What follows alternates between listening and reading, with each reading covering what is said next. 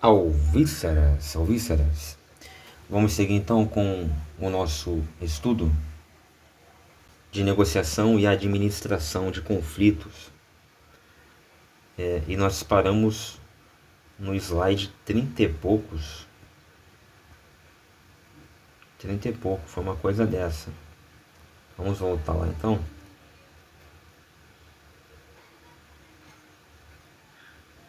Acho que foi 35. Exatamente, 34. 34.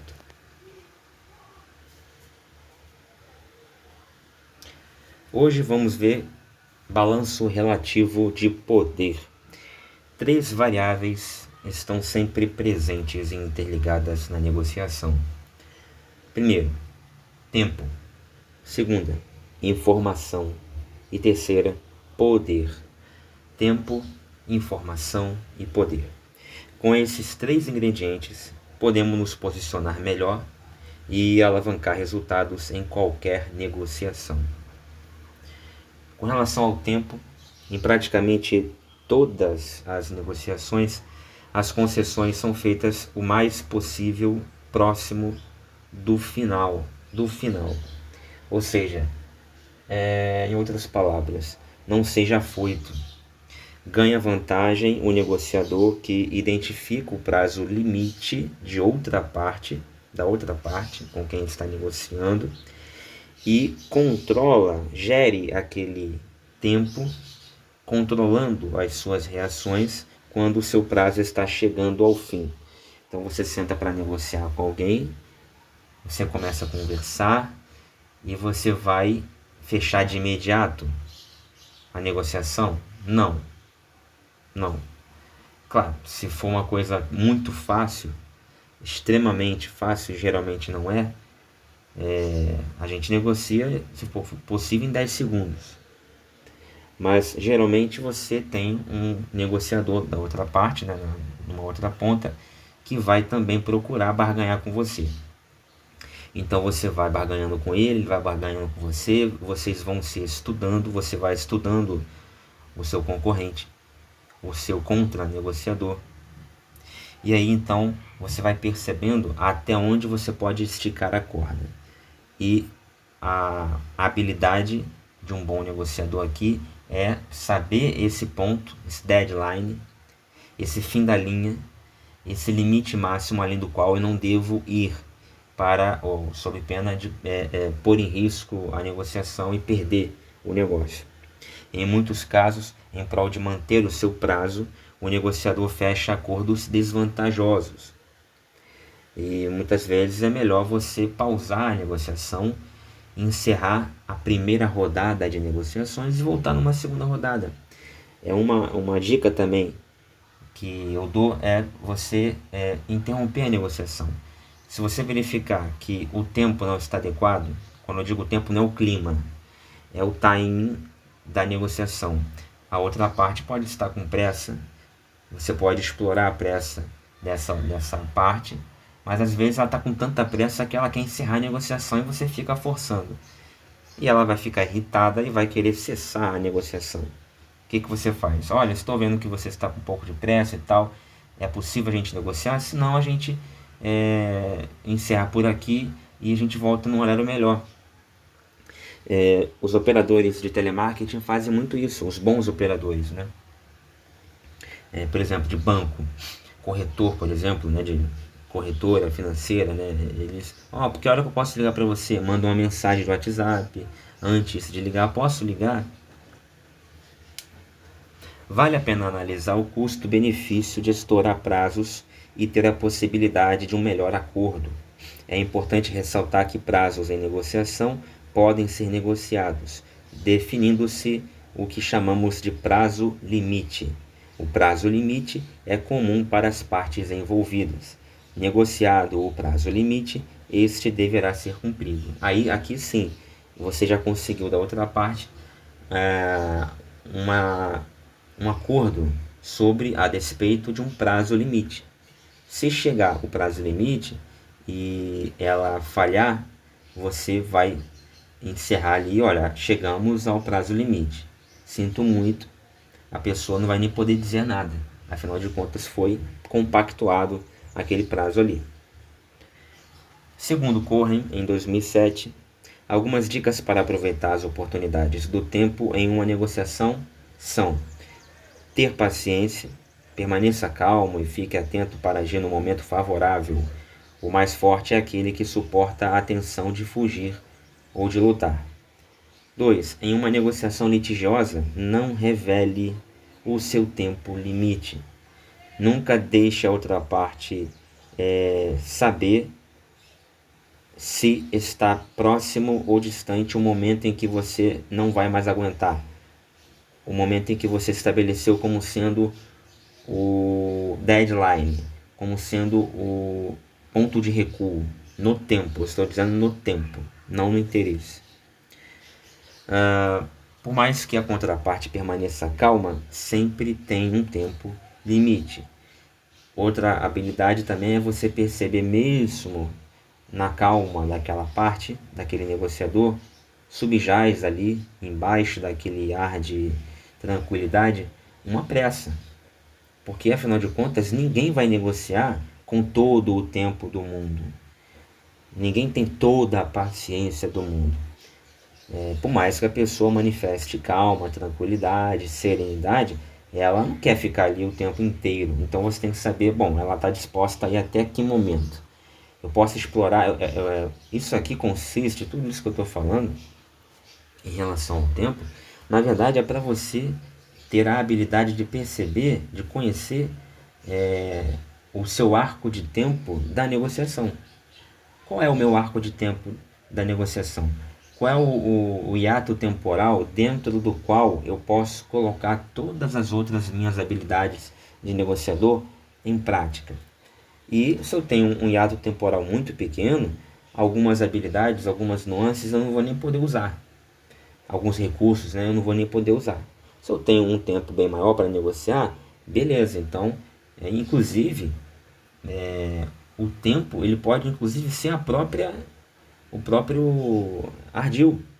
Se você está negociando, por exemplo, de novo, o filme Capitão Phillips, os marinheiros, militares, estavam negociando com os sequestradores, que estavam passando fome dentro de uma baleira, no meio do oceano, machucados.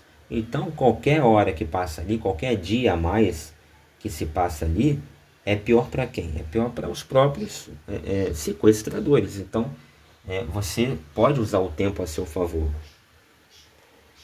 Ações precipitadas devem ser tomadas somente quando for garantida a sua vantagem. Você pode ainda criar situações em que a contraparte tem a percepção de que deve tomar uma rápida decisão. Você pode perceber esse tipo de estratégia quando um vendedor diz que é o último item da loja, ou quando em um evento especial, como um lançamento, dia de aniversário ou até mesmo Black Friday, aquelas condições são únicas para o fechamento do acordo naquela data somente, e não além dela. Porém, tenha cuidado, não são todos que reagem bem a esse tipo de tática, de apressar a outra parte, apressar o cliente. Ela deve ser muito bem elaborada para ter sucesso e não gerar raiva ou desconfiança na contraparte. Bom, esse é o primeiro pilar da negociação, o tempo. O segundo pilar é a informação. As informações são imprescindíveis para a tomada de decisão do negociador. Porém, raramente prevemos a necessidade de informações. Somente em circunstâncias de emergência e sob pressão, entendemos que estamos participando de uma negociação. E aí deveremos buscar algumas informações específicas, tais quais pessoas que trabalham com quem vai negociar, quem vai trabalhar com quem trabalha ou vai trabalhar ou trabalhou com aquele negociador com quem vou negociar, com aquela outra parte. Pessoas que já tenham negociado com quem vai negociar, aquela pessoa ali com quem vou negociar, ela já negociou com fulano. Então, deixa eu conhecer quem é fulano, se possível até conversar com fulano. Eu posso aprender, obter, né, muitas informações. E perguntas e percepções durante a interação, que é já no momento da própria negociação, eu perceber na interação com aquele negociante, desde os trejeitos e a linguagem não verbal, até mesmo as informações, afirmações, negações, omissões, né? As cláusulas da negociação do contrato. Na maioria dos casos, as pessoas se sentem mais confortáveis em dar informações quando não se sentem ameaçadas. Então, jamais ameace a sua contraparte, a não ser que dentro de um limite muito bem calculado, projetado, com um intuito específico de conseguir também um específico resultado. Isso vai aumentar o grau de confiança da contraparte com você, se você obtiver as informações sem ser ameaçador. Inclusive, para você, vamos supor que você seja um negociador da polícia, está em frente a um banco que está sendo assaltado. Os assaltantes, a quadrilha, lá dentro faz reféns. Você quer ganhar a confiança daquela quadrilha. Você não pode conversar ameaçando o tempo inteiro. Eles não vão se abrir para a negociação. Eles podem ficar nervosos, matar as pessoas. Então você tenta abaixar um pouco a poeira, descer um pouco o tom, para poder conseguir conquistar a confiança, minimamente a confiança daquele sequestrador. Com relação ao poder, que é o terceiro grande pilar da negociação. John Kennedy, certa vez, ele disse que jamais negociemos por medo, mas que nunca tenhamos medo de negociar. E o Humberto Eco também tem uma frase bem inspiradora. Nada inspira mais coragem ao medroso do que o medo alheio. O Mussum uma vez disse, não sei se a frase é dele mesmo, ou se é de uma outra pessoa, que o medo de perder tira a vontade de ganhar. Essas frases são curtas, porém elas sintetizam uma certa uma sabedoria popular, eu diria assim. E realmente, você não deve manifestar o seu medo. E você deve ter a capacidade de perceber, de discernir quando o outro está com medo de você. E se você estiver com medo, vá negociar a si mesmo. Procure não demonstrá-lo, mas não deixe de negociar por medo de negociar. Mal comparando. Por exemplo, hoje você dificilmente vai conseguir investir, ser um investidor, aplicar o seu dinheiro, enfim, deixar na poupança é perder dinheiro, tá? A maioria não sabe talvez disso, mas isso aí é fato. Então você não vai conseguir investir o seu dinheiro, dificilmente você vai conseguir investir o seu dinheiro sem recorrer à bolsa de valores. E até mesmo tesouros diretos, fundos de investimento, são coisas que para muitas pessoas são assuntos totalmente desconhecidos.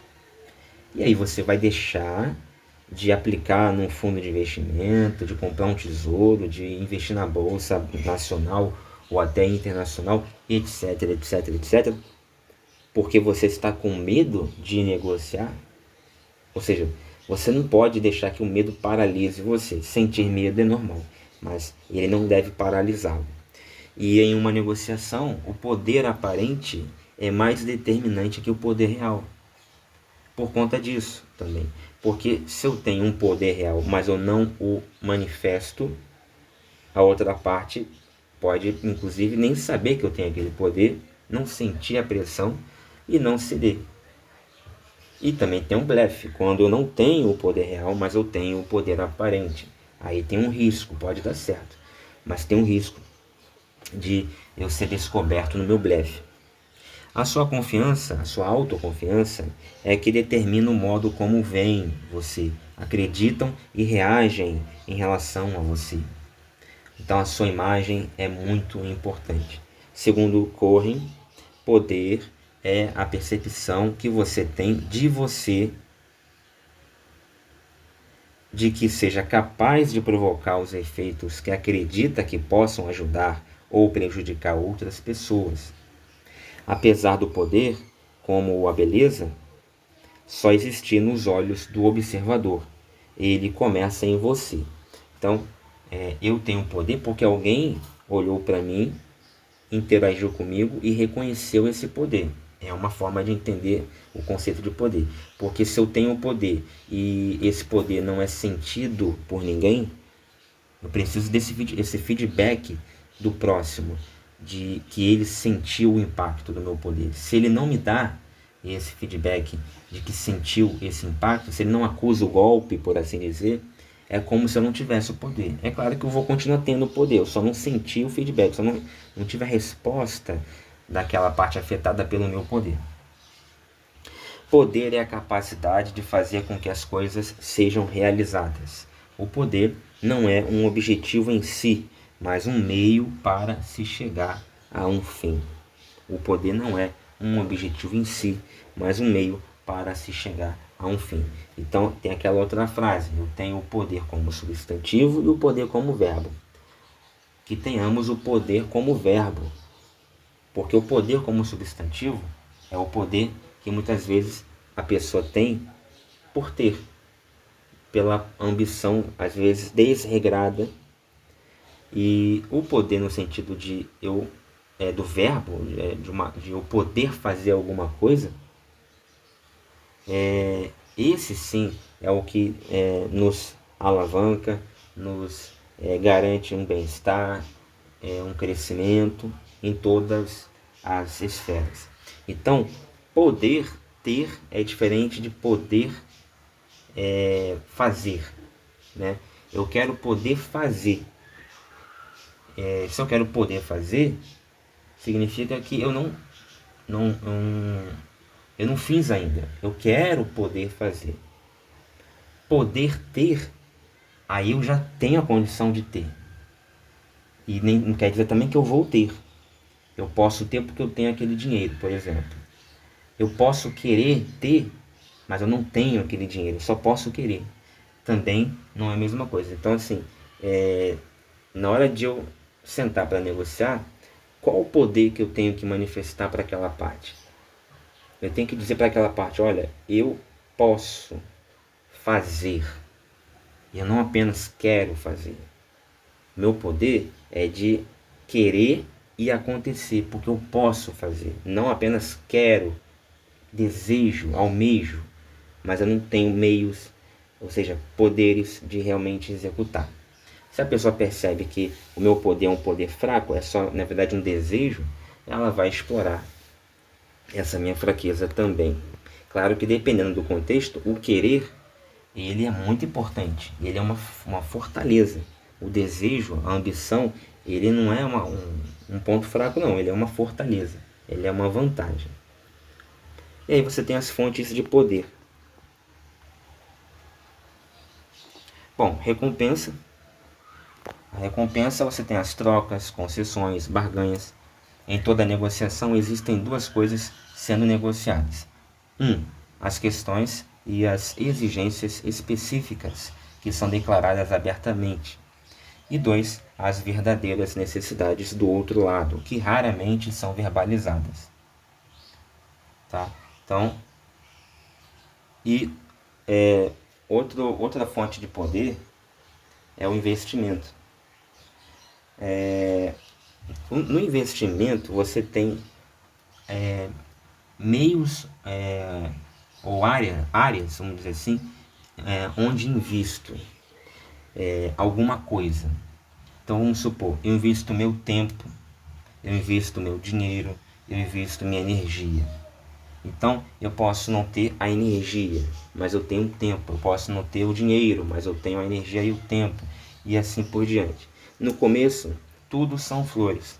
No início da negociação, sempre abordagens colaborativas reforçando a relação com a contraparte e tal, a postura mais competitiva que fica para o final, quando o outro lado já tiver feito algum tipo de investimento, e começa ali o estudo. Um começa a estudar o outro e conhecer, né? Como eu falei, o que a pessoa tem a me oferecer em troca, o que ela pode conceder, o que eu posso conceder a ela, a barganha que eu posso propor, a barganha que eu recebi, se ela tem tempo para negociar o mesmo que eu, mais ou menos dinheiro que eu para negociar comigo, ela tem mais energia ou menos para negociar comigo, e assim por diante. Outro recurso também, que é uma fonte de poder, é a coerção, o poder de a pessoa pressionar e também de resistir, equilibrando as pressões. Então, às vezes, você vai negociar com uma pessoa muito profissional que ela sabe, mesmo em situações desvantajosas, cozinhar aquilo ali e tirar no final das contas alguma vantagem, porque ela consegue equilibrar os pratos, né? Resistir à pressão dada a sua resiliência. Outra fonte de poder também é a legitimidade, o papel que aquela pessoa assume. De repente ela é uma autoridade, então assim, a lei também, ela pode estar, a lei pode estar ao lado dela. Ela pode negociar com você com uma lei debaixo do braço. Por exemplo, você está lá, não pagou a pensão judicial e vai negociar com a sua ex-esposa, né, por conta da pensão judicial lá do filho que vocês têm em comum. Ou pagou uma parte, não pagou a outra, ou enfim, tem algum valor lá que precisa ser pago que você não pagou. Aí ela vai negociar com você já com uma lei embaixo do braço. Então isso é uma fonte de poder que ela já vai usar com certeza contra você. E você, se for provado que tem que pagar, vai ter que pagar mesmo. Porque você pode de repente negociar, olha, eu posso pagar em tantas vezes, assim, assim, porque eu, enfim, estou com um emprego assim, assim, assim, fiquei desempregado, enfim, estou com uma situação assim, assim. Então assim, você já vai negociar em desvantagem no quesito legitimidade. Outra fonte de poder são os riscos, né? Eu posso submeter você a riscos e você pode me submeter a riscos, mas eu também posso corrê-los, assim como você também. Então, temos que ter o bom senso. Negociar é estar disposto a correr riscos. O risco de um retrocesso é o preço por qualquer progresso. É isso. Você quer negociar porque você quer progredir. Ninguém quer negociar para regredir.